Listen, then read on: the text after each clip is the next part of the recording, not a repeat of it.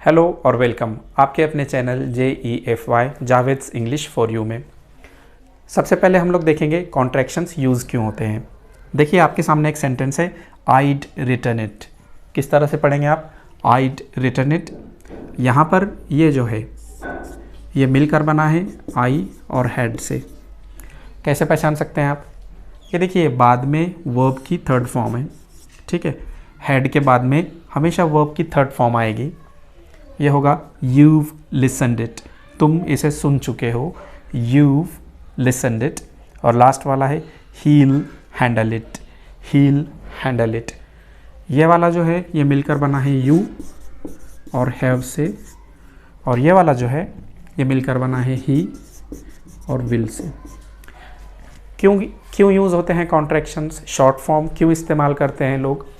ये देखिए I had लिखने के बजाय यहाँ पे आइड, यू हैव के बजाय यूव और ही विल के बजाय हील।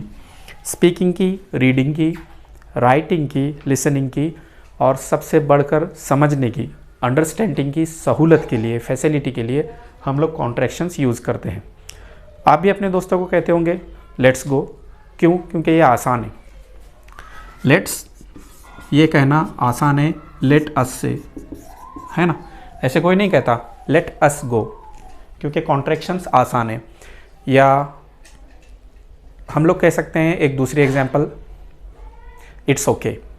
हम ऐसा नहीं कहते इट इज़ ओके। क्यों? क्योंकि यह थोड़ा डिटेल्ड हो जाता है, तो हम कहते हैं इट्स ओके, क्योंकि यहाँ पर जो इट्स है ये मिलकर बना है इट और इज़ से। तो कॉन्ट्रैक्शंस क्यों इस्तेमाल करते हैं हम लोग, क्यों यूज़ करते हैं? क्योंकि इससे काफ़ी सहूलियत रहती है, काफ़ी फैसिलिटी रहती है, हम लोग कंफर्टेबल रहते हैं उसके साथ में, इसलिए हम कॉन्ट्रैक्शंस इस्तेमाल करते हैं। कैसे यूज़ करना है कॉन्ट्रैक्शंस को मैं बताता हूँ। कॉन्ट्रैक्शंस जिन्हें कुछ लोग अब्रीविएशंस भी बोलते हैं और हम लोग सिंपल लैंग्वेज में शॉर्ट फॉर्म कहते हैं, उन्हें पढ़ने का, प्रोनाउंस करने का एक ख़ास रूल है। अब देखिए यहाँ पर ये सेपरेट लिखा है यू हैव, तो आप इसे सेपरेट पढ़ेंगे यू हैव। लेकिन जब कॉन्ट्रैक्शन आएगा, ये दोनों मिलकर आएंगे, तब उनका एक डिफरेंट प्रोनाउंसिएशन होगा। एक्चुअली हम क्या करेंगे, लेक्चर के एंड तक सारे के सारे जो इंपॉर्टेंट कॉन्ट्रैक्शंस है उन्हें किस तरह से प्रोनाउंस करना है, कहना है, किस तरह से बनाना है, ये सब हम लेक्चर के एंड तक सीखेंगे। अभी आप इतना समझ लो कि सेपरेट अगर रहा तो यू हैव, और अगर कॉन्ट्रैक्शन रहा तो यूव। कॉन्ट्रैक्शन को आप ऐसे नहीं पढ़ सकते और इसको ऐसे नहीं पढ़ सकते, ओके। दूसरी एग्जांपल, कैन नॉट, सेपरेट रहा तो, लेकिन कॉन्ट्रैक्शन है तो उसका प्रोनाउंसिएशन चेंज हो जाएगा, हम कहेंगे कैंट। कॉन्ट्रैक्शन बनाने का रूल क्या है कि आप कुछ लेटर को ड्रॉप कर देते हैं, जैसे कि YOUHAVE। अब यहाँ पर है YOU और एपोस्ट्रोफी है, यानी कि आपने H को और A को स्किप किया है, ओके, और आपने यहाँ पर एपोस्ट्रोफी ऐड किया है। सेम यहाँ पर है CAN। अब यहाँ पर N को और O को, इन्हें आपने स्किप किया है और उनकी जगह एपोस्ट्रोफी लगाया है। हम लोग कह सकते हैं कि जब लेटर्स स्किप किए जाते हैं तब एपोस्ट्रोफी आता है। कब आता है एपोस्ट्रोफी? जब इंग्लिश लैंग्वेज में कुछ लेटर्स हम लोग छोड़ देते हैं, स्किप कर देते हैं, तब एपोस्ट्रोफी आता है। अब एपोस्ट्रोफी का भी थोड़ा सा प्रॉब्लम है। ये देखिए एपोस्ट्रोफी भी ऐसे ही आता है और कॉमा ये भी ऐसे ही आता है। आप सिर्फ इतना साइन बनाएंगे तो कोई नहीं बता सकता, ब्रिटिश लोग भी नहीं बता सकते कि ये एपोस्ट्रोफी है या कॉमा है। इसे समझना पड़ता है इसकी पोजीशन पर से। यहाँ पर देखिए राजूज़ बुक इज़ टॉर्न, राजू की किताब फटी है, तो ये वाली जो निशानी है ये वाली एपोस्ट्रोफी है, क्योंकि जो इसकी पोजीशन है वो ऊपर की तरफ है, बराबर है। लेकिन राजू, मीना एंड मोहसिन लर्न, राजू, मीना और मोहसिन सीखते हैं। यहाँ पर ये वाली जो निशानी है, और ठीक है यहाँ पर ये वाली जो निशानी है ये एक कॉमा है। दिखने में एपोस्ट्रोफी और कॉमा दोनों बिल्कुल सिमिलर दिखते हैं, बट इनकी जो पोजीशन है वो डिफ़ाइन करती है कि ये एपोस्ट्रोफी होगा या कॉमा होगा। यहाँ पर ये एक एपोस्ट्रोफी है क्योंकि ये ऊपर की तरफ है, और यहाँ पर ये कॉमा है जो कि नीचे की तरफ है। एपोस्ट्रोफी हम लोग यूज़ करते हैं लेटर्स को स्किप करने में, और कॉमा हम लोग यूज़ करते हैं दो चीज़ों को, दो पर्सन्स को एक दूसरे से अलग बताने में। यहाँ तक क्लियर है? अब ये देखिए, आइड गो टू कॉलेज, मैं कॉलेज जाऊँगा। यहाँ पर इसका प्रोनाउंसिएशन है आइड, ठीक है।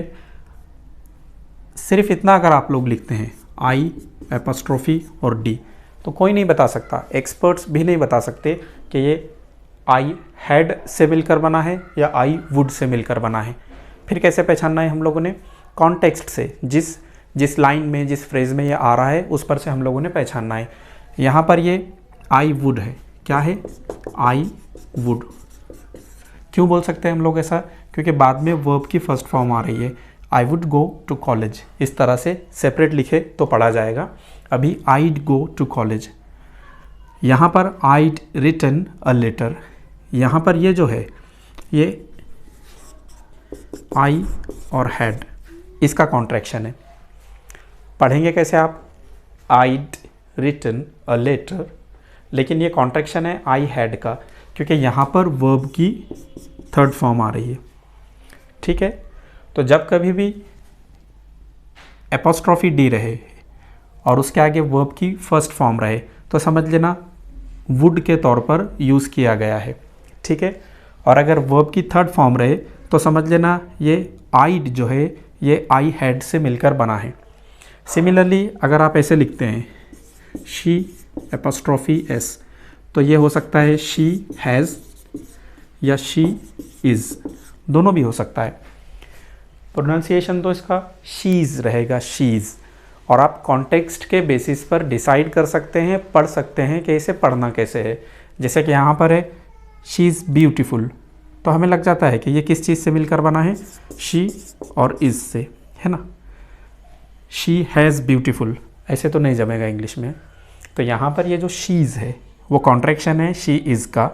दूसरी वाली जो एग्जांपल है she is written her assignment, यहाँ पर ये किससे मिलकर बना है? शी हैज़, क्योंकि वर्ब की थर्ड फॉर्म आ रही है, ठीक है। अगर कॉन्ट्रैक्शन इस तरह का है तो ये एपोस्ट्रोफी इसका मतलब है हैज़, क्योंकि यहाँ पर वर्ब की थर्ड फॉर्म आ रही है। अब लेक्चर के सबसे इम्पॉर्टेंट मोड पर आते हैं हम लोग कि इन सारे कॉन्ट्रैक्शंस को किस तरह से पढ़ना है। अब कॉन्ट्रैक्शन कोई एक या दो तो है नहीं कि हम लोग आसानी से याद कर लेंगे। तो जो भी इम्पॉर्टेंट 15, 20, 25 कॉन्ट्रैक्शंस इंग्लिश लैंग्वेज में है, मैं आपको प्रोनाउंस करके बताता हूँ कि उन्हें पढ़ना कैसे है, किस तरह से उन्हें कहना है, ठीक है। अगर आप ठीक समझे तो आप भी मेरे साथ प्रोनाउंस कीजिए, आपकी प्रोनाउंसिएशन जो है इम्प्रूव होगी। अब देखिए फ्रेंड्स, यहाँ पर प्रोनाउंस कैसे करना है? आइम, ठीक है।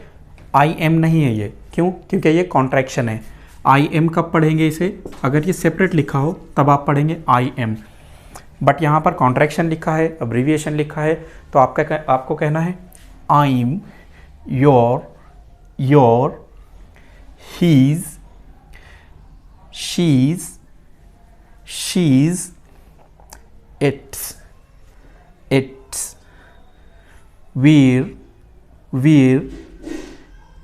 और their, इस तरह से। ये वाला जो है he is भी हो सकता है या he has भी हो सकता है, लेकिन कॉन्ट्रैक्शन में है तो आप उसे he's पढ़ेंगे, he's। ये वाला भी she is या she has हो सकता है। एक्चुअली ये जो है ये be की फॉर्म्स हैं। be की क्या क्या फॉर्म हो सकती हैं? is, am, are। तो या तो be की फॉर्म्स है ये या has है, ठीक है। he is या he has, इस तरह से। तो प्रोनाउंस करना है आप लोगों को एक डिफरेंट तरीके से। अब इन कॉन्ट्रैक्शंस को देखिए, आइव, वीव,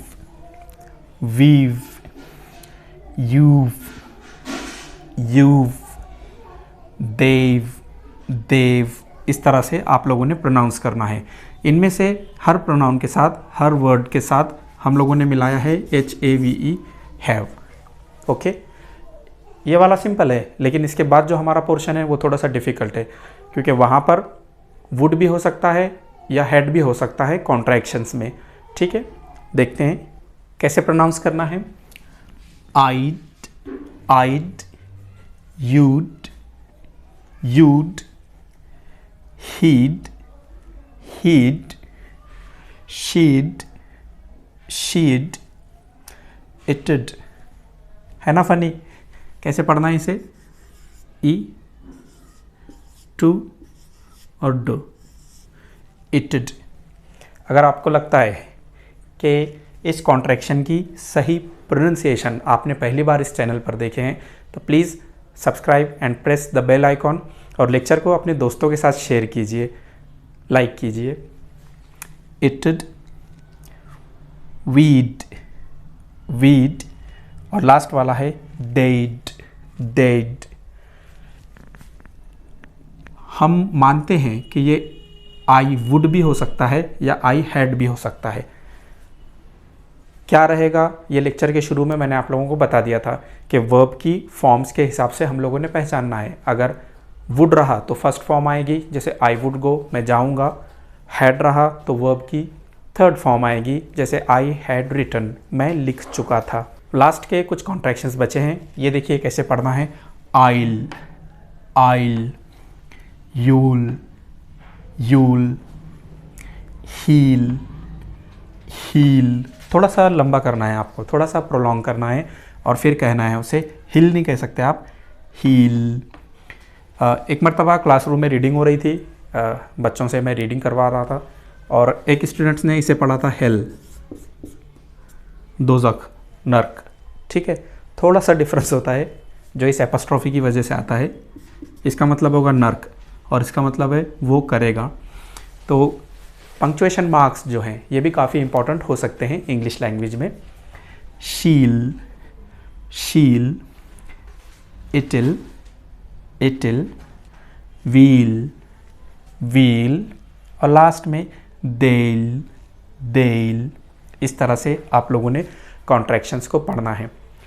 अगर आपको लगता है कि प्राइमरी स्कूल के हिसाब से, हाई स्कूल के हिसाब से, जूनियर या सीनियर कॉलेजेस के हिसाब से ये लेक्चर काफ़ी इंपॉर्टेंट है, स्पीकिंग है, रीडिंग है, राइटिंग है, अंडरस्टैंडिंग है, सारी की सारी चीज़ों के अंदर ये लेक्चर हेल्पफुल हो सकता है। तो प्लीज़ लेक्चर को अपने दोस्तों के साथ, रिलेटिव्स के साथ शेयर कीजिए। लेक्चर सुनने के लिए आप लोगों का शुक्रिया।